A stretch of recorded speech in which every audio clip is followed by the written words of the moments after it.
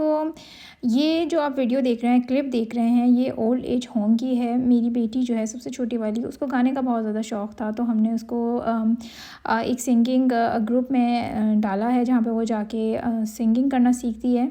तो ये वहाँ पे गए हुए थे ओल्ड एज होम के अंदर, वहाँ पे उनके लिए सिंगिंग करने के लिए। तो मैंने सोचा मैं आपसे शेयर करती हूँ एक छोटी सी वीडियो।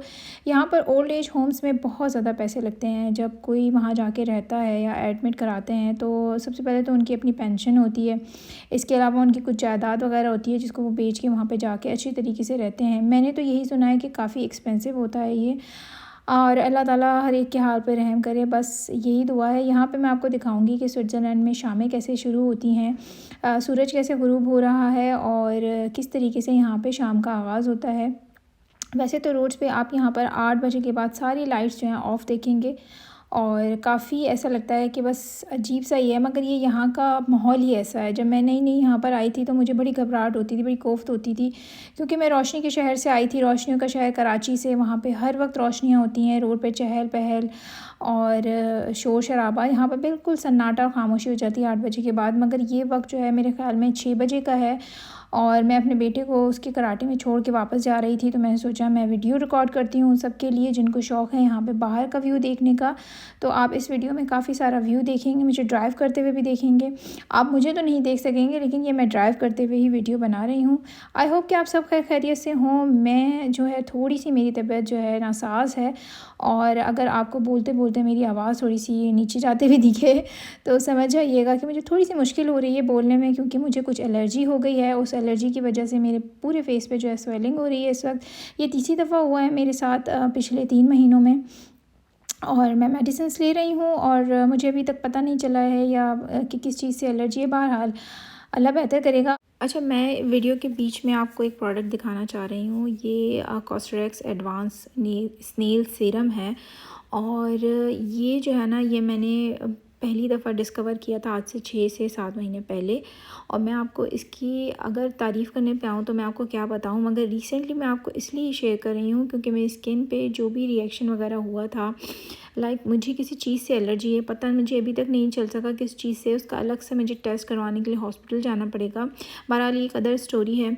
उससे ये हुआ कि मेरी स्किन जो है बहुत ज़्यादा फूल गई थी। फूलने के बाद जो है वो स्किन जब फिर सिकुड़ रही है ना, तो इतनी ज़्यादा ड्राई है, स्केली हो रही है कि मैं आपको बता नहीं सकती। तो उसमें जो है ना, इसने इतना ज़बरदस्त काम किया है कि मैंने सोचा मैं आपसे शेयर करती हूँ।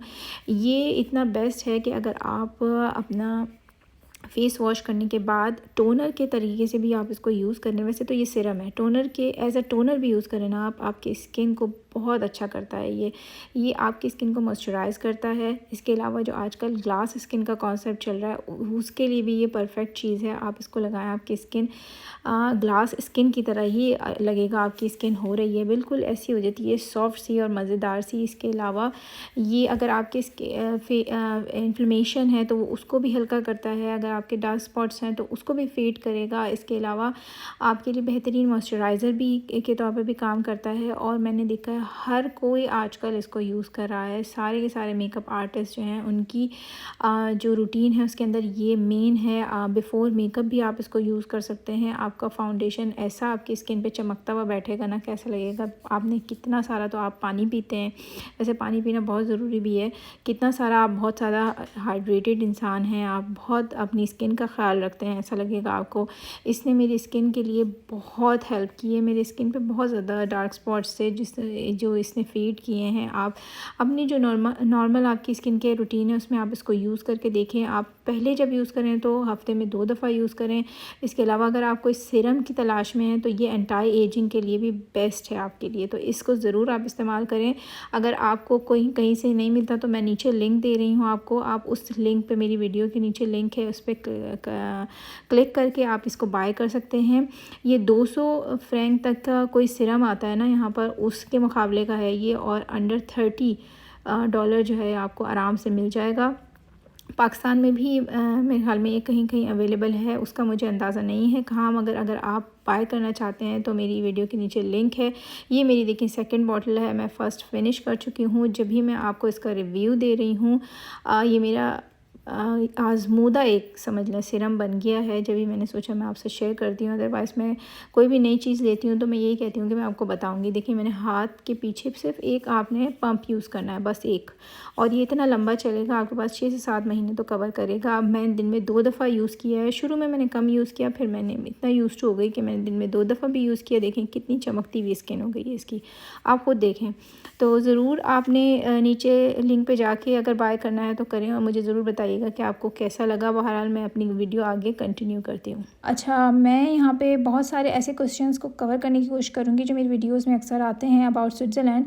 तो जितना भी मुझे मालूम है मैं वो आपको बताने की कोशिश करूँगी। आप यहाँ का व्यू भी देखें, नज़ारा भी इंजॉय करें, ठीक है। अच्छा, सबसे पहले तो सवाल ये आता है यहाँ पर कि यहाँ की एवरेज सैलरी कितनी है। तो यहाँ की एवरेज सैलरी 3500 से लेके 4000 स्विस फ्रैंक तक है। इससे नीचे भी होती है, मगर मैं ये आपको एवरेज बता रही हूँ, और इससे बहुत ज़्यादा अच्छी भी होती है।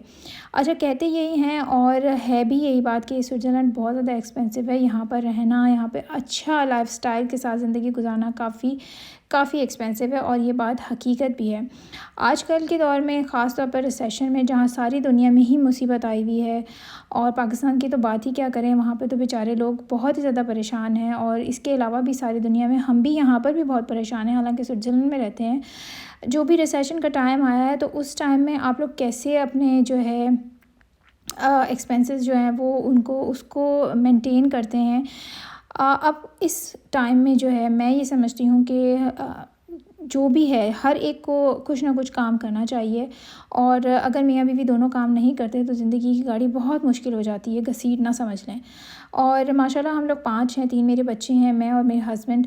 तो मैं अपना एक्सपीरियंस आपसे शेयर करूँगी कि किस तरीके से मैं किस तरह से तरीके से जो है मैं मैनेज करती हूँ इन सब चीज़ों को, और लेके चलना इन सारी चीज़ों को, और फिर पूरा महीना सब चीज़ों का ख़्याल करना। ख़ास तौर पे यहाँ पे बिजली जो है, इलेक्ट्रिसिटी जिसको आप कहते हैं, बहुत ज़्यादा एक्सपेंसिव हो गई है। आप समझ लें ट्रिपल तक इसका बिल आ रहा है, डबल भी नहीं हुआ, ट्रिपल हो गया है।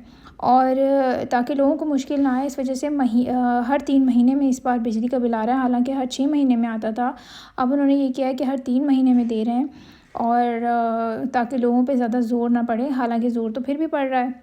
अच्छा, रिसेशन आता है और हर चीज़ एक्सपेंसिव हो जाती है, मगर सैलरीज़ नहीं बढ़ाई जाती। ये एक बड़ा मसला है भाई। अगर आप इतना ज़्यादा एक्सपेंसिव हर चीज़ कर देते हैं तो प्लीज़ आप सैलरीज़ भी बढ़ाया करें, ताकि एक बंदा नॉर्मल जो है वो अच्छी तरीके से गुजारा कर ले। अब ये आप देख रहे हैं ना, ये आगे बस ने मुझे थैंक यू लिखा है, क्योंकि मैंने इसको जाने का रास्ता दिया था, क्योंकि राइट मेरा था। मगर ये है कि पब्लिक ट्रांसपोर्ट को अगर आप थोड़ा सा भी सही तरीके से, मतलब उनको अगर राइट दे दें अपना, तो ये अच्छी बात होती है आपके लिए, क्योंकि इसमें बहुत सारे लोग सफ़र कर रहे होते हैं, किसी को जल्दी भी पहुंचना होता है। अपनी कार पे तो ज़ोर चल जाता है, लेकिन बस पे नहीं चलता। इस वजह से मैं तो रास्ता दे देती हूँ बस इसको। मुझे अच्छा भी लगता है जब वो मुझे थैंक यू लिखते हैं। और मैं जो है आपसे यहाँ पे ये शेयर करूँगी कि मैं किस तरीके से बचाती हूँ और किस तरीके से मैं सेविंग्स कर रही हूँ, और नॉर्मल तरीके से अल्हम्दुलिल्लाह अल्हम्दुलिल्लाह अल्हम्दुलिल्लाह घर मेरा चल रहा है। हालाँकि मेरे यहाँ भी कमाने के लिए सिर्फ मेरे हस्बैंड ही है, मैं तो कोई जॉब करती नहीं हूँ, और हमेशा से ही मैं हाउसवाइफ़ थी, और मैंने कभी सोचा भी नहीं कि मुझे जॉब करनी है या करनी पड़ेगी। हालांकि मैंने सोचा हुआ ये है कि फ्यूचर में जब बच्चे बड़े हो जाएंगे तो मुझे बहुत ज़्यादा बोरिंग होनी है, तो मैं कुछ ना कुछ जॉब तो करूँगी यहाँ पर जाकर इंशाल्लाह। अभी फ़िलहाल मेरी छोटी वाली बहुत छोटी है, क्योंकि वो किंडरगार्टन भी जाती है, और बच्चे जो है मेरे बहुत ज़्यादा एक्टिविटीज़ में और इन चीज़ों में इन्वॉल्व हैं, तो उनको मेरी बहुत ज़्यादा तवज्जो की ज़रूरत है। इस वजह से मैं अभी कोई जॉब नहीं कर रही, और इंशाल्लाह फ्यूचर में मेरा इरादा है। मगर ये है कि अगर आपके पास कोई भी हुनर है, आपके पास कोई भी ऐसी एजुकेशन है, तो आप उसको ज़ाया ना करें, आप उसको प्रैक्टिस में रखें। आप पढ़ें, आप पढ़ रहे हैं, आपने जो कुछ भी पढ़ा है उसके हिसाब से आप जॉब ज़रूर करें, चाहे आप पाकिस्तान में रहते हों या यहाँ रहते हों, क्योंकि आजकल के दौर की बहुत बड़ी ज़रूरत है। अच्छा, फिर मैं ये बता रही थी कि मैं किस तरीके से सेविंग्स करती हूँ। सबसे पहले तो मैं जो कोशिश ये करती हूँ कि मैं जो भी खाना बनाऊँ वो मैं उतना ही क्वांटिटी में बनाऊँ जितना कि मेरी फैमिली एक वक्त में खा लेगी। अगर उससे थोड़ा बहुत भी ज़्यादा बच जाता है या कुछ होता है, तो वो जो है फिर मैं उसको दूसरे टाइम में किसी दूसरे तरीके से यूज़ करने की कोशिश करती हूँ। मैं उसको ज़ाया नहीं करती, डिस्कार्ड नहीं करती, और मैं उसको उसी तरीके से पेश नहीं करती, क्योंकि मुझे पता है मेरे बच्चों ने यही कहना है कि मामा फिर से वही दे दिया। तो ये तो बच्चों का है नेचर, हर तरह के बच्चे इस तरह की बात करते हैं। बच्चों को इतनी नॉलेज नहीं होती कि उनके सामने अगर खाना भी है तो अल्लाह ताला का बहुत बहुत बहुत करम है कि वो खा रहे हैं, क्योंकि दुनिया में बहुत सारे ऐसे लोग हैं जिनको बेचारों को एक वक्त का खाना भी नसीब नहीं है। मगर बच्चे क्योंकि बच्चे हैं, उनको इतनी शऊर नहीं होता, तो यहाँ पे थोड़ा सा माँओं को ही ख्याल करना पड़ता है। तो मैं कोशिश यही करती हूँ कि मैं जितना भी बनाऊँ खाना वो एक वक्त में मेरा ख़त्म हो जाए और फिर दोबारा मुझे उसको यूज़ ना करना पड़े, ना उसको मुझे डिस्कार्ड करना पड़े, फेंकना पड़े। ये दूसरी दफ़ा इस बस ने मुझे थैंक यू लिखा है वैसे। अच्छा, तो सबसे पहला पॉइंट तो ये है। सेकंड ये है कि जो हम ग्रॉसरी करने जाते हैं ना, तो सबसे बड़ी जो टिप मैं आपको इस वक्त दे रही हूँ, आप हमेशा खाना खा के घर से निकलें, क्योंकि जब आप भूखे पेट शॉपिंग करने जाते हैं ना, और ख़ास तौर पे घर का सामान, खाने पीने का सामान लेने के लिए, तो आपको बहुत सारी चीज़ें बहुत अच्छी लग रही होती हैं। आपको लगता है हम ये इसको इस तरीके से बना लेंगे, इसको इस तरीके से बना लेंगे, इसको आप तो वो ख़रीद लेते हैं और बाद में फिर वो आपके पास वो ऑप्शंस नहीं होते जो आपने उस वक्त सोचे होते हैं। तो सबसे बेस्ट जो मैं आपने ट्राई ज़रूर करना है, सबसे बेस्ट जो है आपको टिप ये इस वक्त लगेगी कि आपने खाना खा के जाना है। उस वक्त आपका दिमाग भी सही काम कर रहा होता है और पेट भी आपको अपनी तरफ अट्रैक्ट नहीं कर रहा होता, तो आप बेहतरीन शॉपिंग करते हैं अपने घर की। दूसरी बात यह है कि जब भी आप शॉपिंग करें तो हमेशा कैश दिया करें, ताकि आपको अंदाज़ा हो कि आपके हाथों से कितने पैसे निकल रहे हैं, उस हिसाब से फिर आप शॉपिंग करें। और तीसरी बात ये है कि आपने वीकली अपना प्लान करना है कि आपने क्या क्या बनाना है। उसमें आपने सब्जियां भी ऐड करनी है, पास्ता वगैरह भी ऐड करना है, ताकि आपके बच्चों के पेट में कार्बोहाइड्रेट्स जा सके। आपने एक मीट का भी एक दिन रखना है। इस तरीके से जब आप प्लान करेंगे ना, तो एक तो ईज़िली बच्चे हर चीज़ शौक़ से खा लेते हैं, और जो भी आपका ख़र्चा हो फिर आप ये समझते हैं कि भाई वो बहुत अच्छी तरीके से, अल्लाह ताला का शुक्र है कि हमने जो बनाया हमारे बच्चों ने शौक़ से खा लिया। तो मेरा यही प्लान होता है कि मैं हर रोज़ डिफरेंट चीज़ बनाऊँ और उतनी क्वांटिटी में बनाऊँ जितना मेरे बच्चे और हम सब खा लें, और पेट भर के खा लें। पेट भर के भी इतना खाना चाहिए कि 80% आपने खाया हुआ हो और 20% आपके पेट में जगह हो। ये तो हमारे मज़हब में भी है। बहरहाल यहाँ पे मैं बना रही थी पास्ता, तो मैंने सोचा मैं आपको वंस अगैन दिखाती हूँ। येलो सॉस की रेसिपी मैं आपको पहले अपनी वीडियो में दे चुकी हूँ। अच्छा, जब आपका बच्चा 7 साल तक का होता है ना, 7 साल से छोटा, तो फिर आप उसको जो कुछ सिखाएंगे ना, वो उसके बैठ जाता है दिमाग में, उसकी हर आदत में बैठ जाता है। तो आप उस टाइम में अपने बच्चों को ट्रेन करें ये कि उनके सामने जो कुछ भी रखा जा रहा है वो बिस्मिल्लाह बोल के अल्लाह का शुक्र अदा करके खाएं, क्योंकि दुनिया में बहुत सारे लोग ऐसे हैं, यकीन करें बहुत सारे लोग ऐसे हैं जो कि सिर्फ़ कुछ उनको खाने को मिल जाए पूरे दिन उसके लिए तरसते हैं।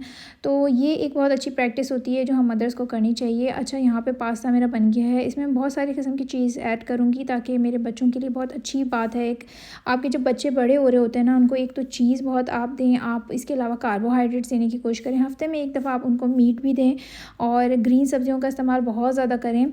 और मैं जो है वो शॉपिंग जब करती हूँ तो मैं पूरा एक तो बना के लेके जाती हूँ घर से, मुझे क्या क्या लेना है पूरा एक लिस्ट बना के लेके जाती हूँ, और मुझे ये भी पता होता है कि मेरे बच्चे क्या खाएंगे और मुझे क्या लेना है।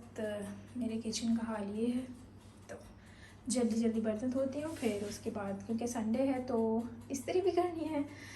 बहुत सारे काम होते हैं जो मैं वीक के नॉर्मल डेज़ में नहीं कर सकती, तो फिर वो वीकेंड पे ही करती हूँ मैं।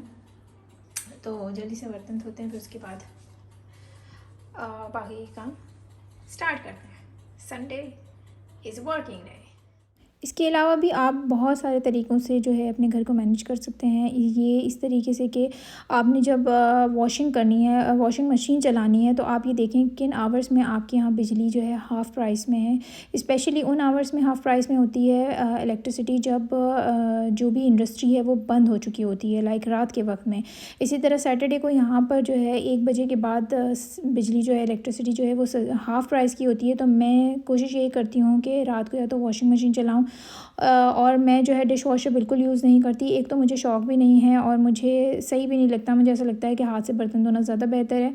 उसके अलावा जो है आपने इस्त्री वगैरह का भी जो बड़ा काम होता है वो सैटरडे संडे को ही रखें। मैं संडे को करती हूँ क्योंकि संडे को मेरे पास फ्री टाइम होता है।